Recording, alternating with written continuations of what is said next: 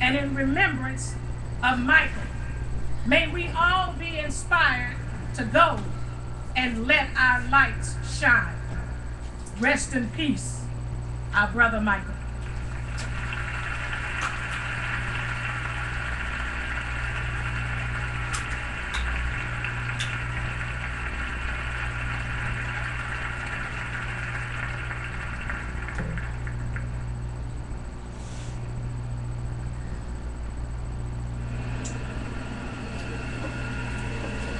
So Bernice King talking about her mother after, Coretta Scott King, after she suffered the stroke. We all remember that. And Michael Jackson seeing her and saying some very moving words to her that gave her comfort at that time. So much personal insight that we would otherwise not know.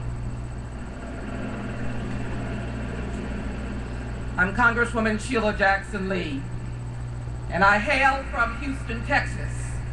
But I come to you on behalf of the many members of the United States House of Representatives.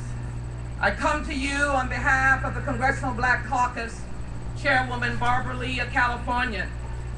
And I come to you as every man and every woman, for I cannot write music or dance or sing, but I do know an American story.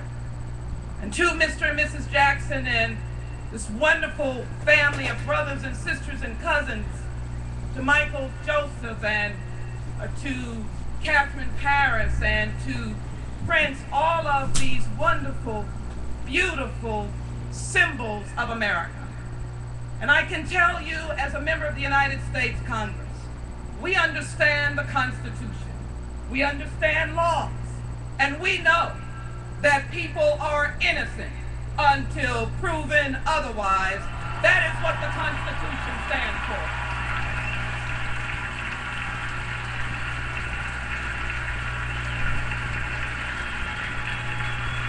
So I mourn today. I come to thank you. For many people don't understand the hearts of entertainers. They don't know how big their hearts are. They don't know how they heal the world on behalf of America. When we're at war, our icons like Michael sing about healing the world. And so he called us into public service. It did not matter whether we were black or white. He even told us to beat it, beat the violence, and look at yourself in the mirror, because it meant that if you were going to make a difference, look at the man or woman in the mirror. I come to you today to say thank you.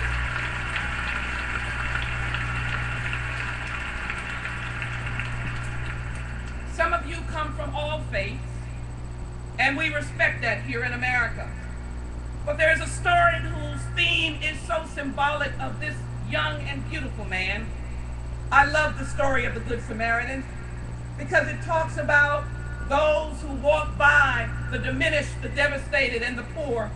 This was a broken and beaten man laying along a road. No one stopped, but someone called the Samaritan. It could be in any faith. It's all about charity and love. And I call Michael Jackson the Good Samaritan. I call him Michael Jackson, who cared and loved for the world. It bothered me. I grew up with him, as all of us, and so many did. And so what an honor and a privilege to see him up close. When he came to the United States Congress in my office and looked some 15 African ambassadors, representatives of heads of state, sitting in an office listening to Michael Jackson talk about caring and fighting HIV/AIDS. They looked at him. He had a twinkle. They listened. He listened. What a miraculous experience to be able to listen and see Michael in action. You know, there were words cast about, but I wonder if anybody was on his shoulder when he walked into Walter Reed Hospital and he walked along the aisles and the rows in the hospital rooms. This was in the midst of the Iraq War. Doctors stopped and nurses stopped, and individual soldiers who had lost limbs stopped and were in essence moved and touched, as Michael was, by his desire to come and thank them for their sacrifice. So don't tell me what an American story is all about. It is the salt of the earth. When this family took the talent that God had given them and made it into a miraculous and wonderful story for America. I come today for you to recognize the flag flies, and the people who have spoken to the people's house. They recognize and they speak, and those of us who serve in elected office, we respond to the people. Michael fought for the tolerance of all people. In fact, I am reminded, although I speak in the tongues of all faith, that Michael fought the good fight. He was someone who understood, and I hope Mr. and Mrs. Jackson and the family will know, the Lord is our shepherd, and we shall not want. Michael Jackson, you got to know his story, and it has not been told by all of what you have heard. He was someone who understood. If he was burned, he built a burn unit. If a hospital needed beds, he built those beds. If they needed money for developing countries, Michael gave. If he was in Namibia, he went to orphanages. Michael never stopped giving, and he touched those whose lives could be reconstructed because the king, yes, the king stopped and said, I care about you. That is why on the House on June 25th, 2009, Congressional Black Caucus and members of the House of Representatives stopped, and had a moment of silence for this wonderful legend and icon.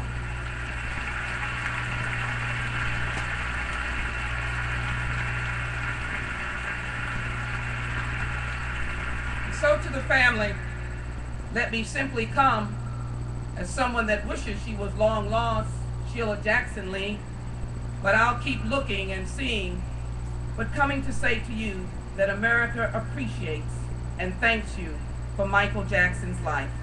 For that reason, we have introduced into the House of Representatives this Resolution 600 that will be debated on the floor of the House that claims Michael Jackson as an American legend and musical icon, a world humanitarian, someone who will be honored forever and forever and forever and forever and forever.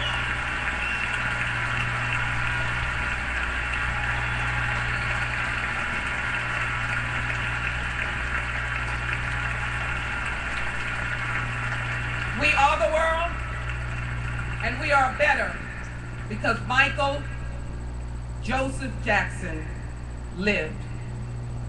On behalf of myself and the people who have spoken, Michael Jackson, I salute you.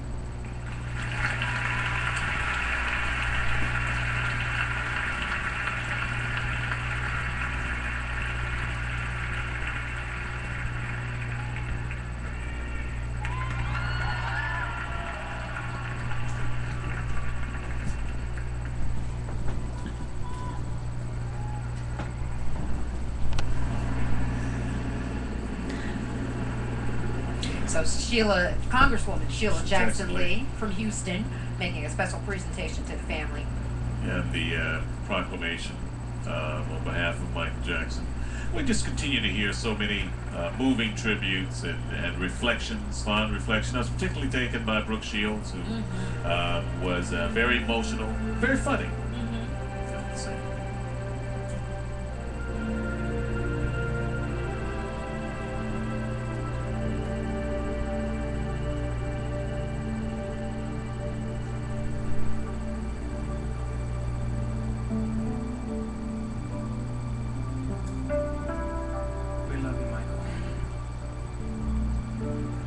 So much to us, especially me.